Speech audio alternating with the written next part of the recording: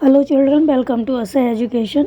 आज हम करेंगे सीबीएसई की 8वीं क्लास की हिंदी की बुक बसंत का 17वां चैप्टर बाज और सांप। इसके हम करेंगे प्रश्नोत्तर। तो आइए देखते हैं कि आपका पहला प्रश्न क्या है।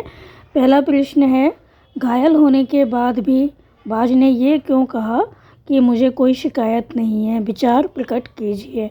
तो हालांकि जो बाज था वो घायल था, घायल होने के बाद भी उसने ये क्यों कहा कि उसे कोई शिकायत नहीं है।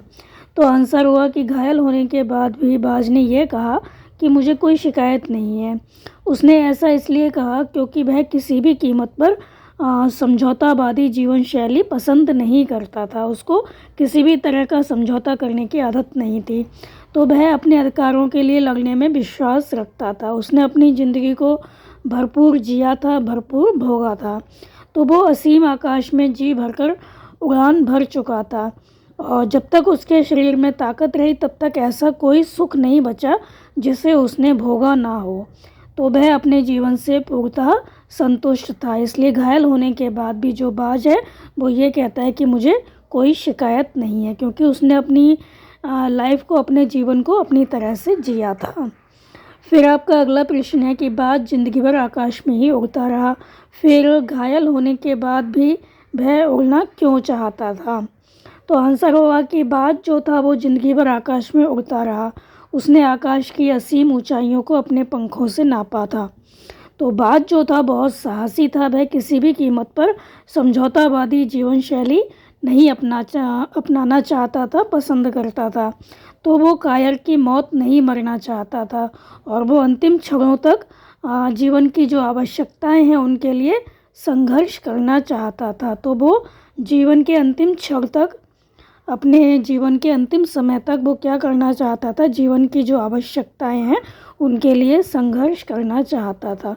वो किसी भी कीमत पर शांत बैठना नहीं चाहता था। फिर आपका अगला प्रश्न है कि सांप उड़ने की इच्छा को मूर्खतापूर्ण मानता था, फिर उसने उड़ने की इच्छा क्यों की।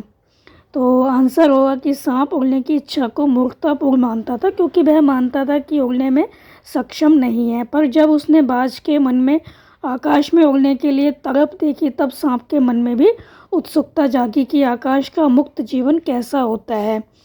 तो इस रहस्य का पता लगाना ही चाहिए कि आकाश का जो मुक्त जीवन होता है, इतनी आज़ादी से वो आकाश में जो बाज है वो उड़ता है तो उसको कैसा लगता होगा। तब उसने भी आकाश में एक बार उड़ने की कोशिश करने का निश्चय किया।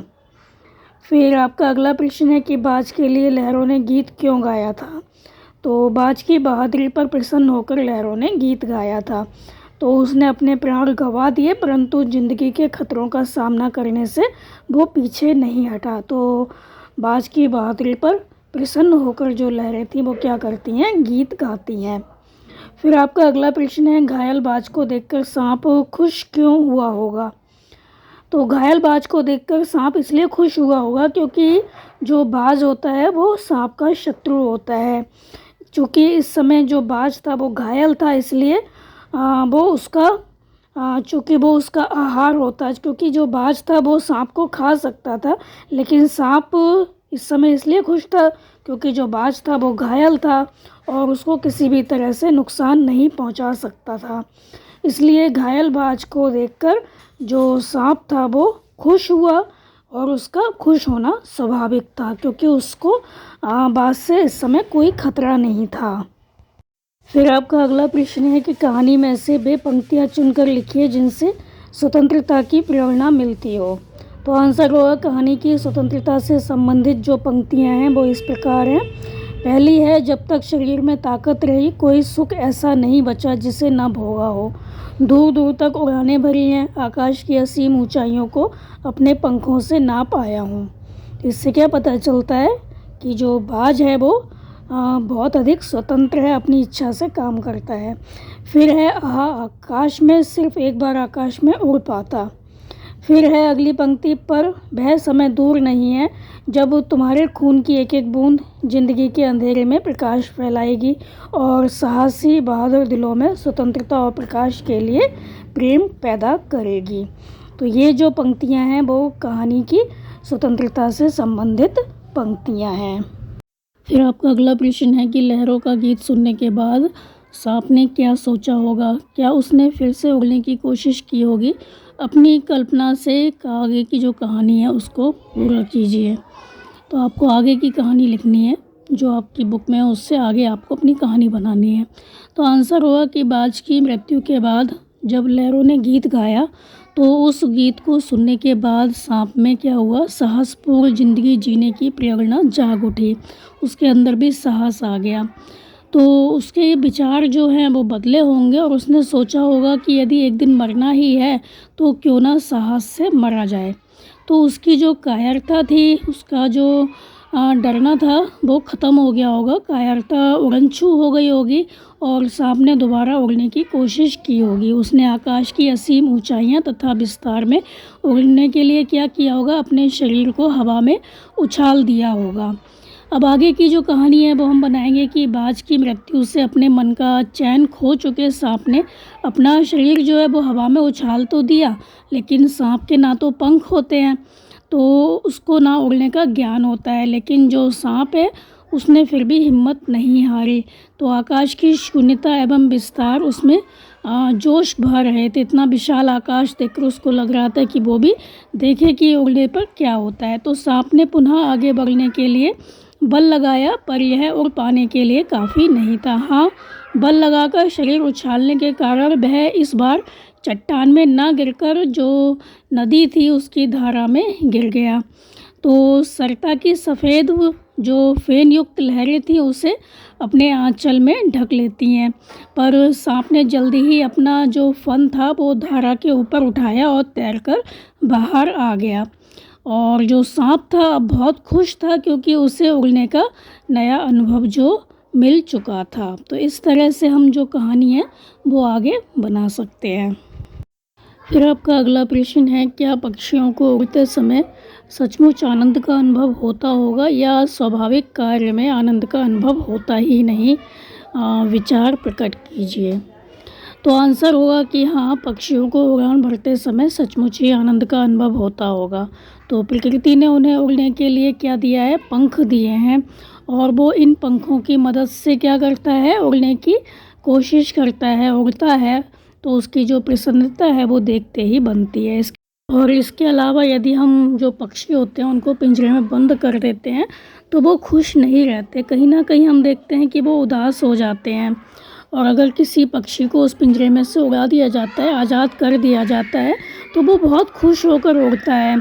और अगर पिंजरे में हम उनको सारी सुख सुविधाएँ दे दें, भोजन, पानी, आश्रय, रहने का स्थान, सब कुछ देते हैं, लेकिन वो फिर भी इतना अधिक प्रसन्न नहीं लगता जितना कि वो मुक्त आकाश में उड़ते हुए लगता है। तो ऐसा लगता है कि कहीं ना कहीं उसकी जो खुशियाँ हैं वो खो गई हैं। तो इसी पक्षी को जब हम मुक्त करते हैं, आज़ाद करते हैं, तो उसकी जो खुशियाँ हैं उसको वापस मिल जाती हैं। इसलिए उन्हें उड़ने में सचमुच आनंद का अनुभव होता होगा, हमें ऐसा देखकर उनको लगता है। तो इसके अलावा पक्षियों को अपने घोंसलों के लिए तिनका जुटाने, बच्चों के लिए भोजन लाने, इन सब कार्यों में भी आनंद का अनुभव होता होगा। तो हम कह सकते हैं कि पक्षियों को उड़ते समय सचमुच आनंद का अनुभव होता होगा। फिर आपका अगला प्रश्न है कि मानव ने भी हमेशा पक्षियों की तरह उड़ने की इच्छा की है। आज मनुष्य उड़ने की इच्छा किन साधनों से पूरी करता है? तो आंसर होगा कि मानव ने आदिकाल से ही पक्षियों की तरह उड़ने की इच्छा जो है वो मन में रखी है, किंतु शारीरिक असमर्थता की वजह से वो उड़ नहीं पा रहा था। जिसका परिणाम यह हुआ कि मनुष्य ने क्या किया, हवाई जहाज़ का आविष्कार किया। तो आज मनुष्य उड़ने की इच्छा की जो पूर्ति है वो हवाई जहाज़ के द्वारा, हेलीकॉप्टर के द्वारा, गैस बैलून आदि से करता है। तो उसने इस तरह से आज क्या किया है, हेलीकॉप्टर है, रॉकेट है, वायुयान है, इन सब का आविष्कार कर लिया है। तो आज मनुष्य अपनी उड़ने की जो इच्छा है वो हेलीकॉप्टर, वायुयान, रॉकेट, ग्लाइडर, सुपरसोनिक विमान आदि के माध्यम से पूरी करता है। फिर आपका अगला प्रश्न है, यदि इस कहानी के पात्र बाज और सांप ना होकर कोई और होते तब कहानी कैसी होती, अपनी कल्पना से लिखिए। तो आप यहाँ पर अपनी कल्पना से कुछ भी लिख सकते हैं। तो हम लिखेंगे कि लेखक इस कहानी के माध्यम से जो संदेश देना चाहता है वो इन्हीं दो पात्रों के प्रयोग से भली प्रकार समझाया जा सकता है। तो लेखक का मूल उद्देश्य यहाँ पर सिर्फ यही है कि विचारों में क्या अंतर होता है, विचारों में अंतर को दर्शाना है। तो लेखक इस कहानी के माध्यम से जो संदेश देना चाहता है वो इन्हीं दो पात्रों के प्रयोग से भली प्रकार समझाया जा सकता है और लेखक का मूल उद्देश्य विचारों में अंतर दर्शाना है। फिर आपका अगला प्रश्न है कि कहानी में से अपनी पसंद के 5 मुहावरे चुनकर उनका वाक्यों में प्रयोग कीजिए। तो 5 मुहावरे चुनने और वाक्यों में आपको प्रयोग करना है। पहला है भांप लेना। तो बच्चे का मुंह देखकर माताजी ने जो परीक्षा का नतीजा था वो भांप लिया। उनको पता चल गया बच्चे का मुंह देखकर कि इसका परीक्षा परिणाम क्या आया होगा। फिर है हिम्मत बांधना। तो मित्र के पिता की मृत्यु होने पर मैंने उसकी हिम्मत बांधी, मतलब उसको सांत्वना दी, उसको समझाया। फिर है अंतिम सांस गिनना। तो दादाजी की तबीयत बहुत ख़राब है, वो आज अंतिम सांस गिन रहे हैं। फिर है मन में आशा जागना। शिक्षिका की कहानी ने मेरे मन में आशा जगा दी। फिर है प्राण हथेली में रखना। तो सिपाही देशवासियों की जान बचाने के लिए अपने प्राणों को हथेली पर रख देते हैं, मतलब वो अपने प्राणों की बाजी लगा देते हैं। फिर आपका अगला प्रश्न है कि आरामदेह शब्द में देह जो है वो प्रत्यय है। यहाँ देह देने वाले के अर्थ में प्रयुक्त है। देने वाला के अर्थ में दा, प्रद, दाता, दाई आदि का प्रयोग भी होता है, जैसे सुखद, सुखदाता, सुखदाई, सुखप्रद। तो उपर्युक्त समानार्थी प्रत्ययों को लेकर 2-2 शब्द बनाइए। तो दा प्रत्यय को लेकर 2 शब्द बनाने हैं, बन गया सुखद, दुखद। दाता को लेकर परामर्शदाता, सुखदाता। दाई, सुखदाई, दुखदाई। देह तो लाभदेह, आरामदेह, विश्रामदेह, कुछ भी लिख सकते हैं। प्रद, लाभप्रद, हानिप्रद, शिक्षाप्रद।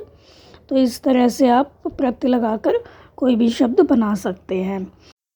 तो ये थे आपके इस चैप्टर के प्रश्न उत्तर बच्चों। आप इनको अच्छे से समझकर याद कर लीजिए और हमारे चैनल असा एजुकेशन को लाइक कीजिए, सब्सक्राइब कीजिए और शेयर करना बिल्कुल मत भूला करिए। Thank you.